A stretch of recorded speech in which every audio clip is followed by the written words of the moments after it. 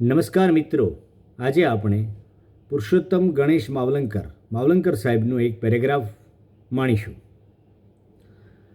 આ પેરેગ્રાફનું શીર્ષક આપણે એમ રાખ્યું છે, આઝાદી પછી. શું કહે છે માવલંકર સાહેબ? આઝાદી પછી આપણા રાષ્ટ્રીય જીવનના અવનવા ક્ષેત્રો જ્યારે પહેલી જ વાર ખુલ્યા છે, ત્યારે નિષ્ઠાવાન કાર્યકરોની મોટી સંખ્યા આપણે ત્યાં તૈયાર થવી જોઈએ. તેને બદલે દંભ અને દોરદમામમાં રાજતા પદાધિકારીઓની ફોજ વધી રહી છે.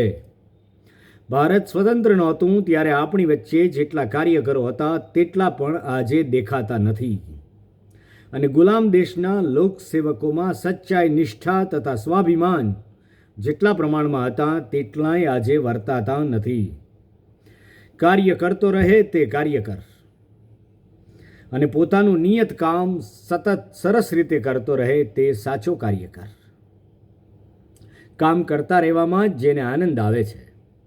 પદની લાલસા એ રાખતો નથી. કામ કરતાં કરતાં પદો મેળવવાના છે અને છોડવાના પણ છે એમ તે સમજે છે.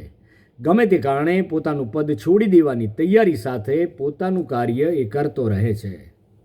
ગમે તેટલું મોટું પદ મળે તેને શોભાવવાની લાયકાત અને કુશળતા એ પ્રાપ્ત કરી શકે છે, અને કોઈ પણ પદ ન મળે તોય પોતાનું વ્યક્તિત્વ એ જ એક એનું અનેરું પદ છે એવા નિર્દોષ રૂઆબથી એ વર્તે છે. મિત્રો, Purushottam Mavalankar LD arts college અમદાવાદમાં આચાર્ય પણ હતા. રાજ્યનીતિ શાસ્ત્રના ગણમાન્ય અધ્યાપક અને લોકસભામાં સાંસદ તરીકે રહી ચૂકેલા, અને કટોકટી વખતે એમણે અવાજ પણ ઉઠાવેલો. તેમની પુણ્ય સ્મૃતિને વંદન. ધન્યવાદ.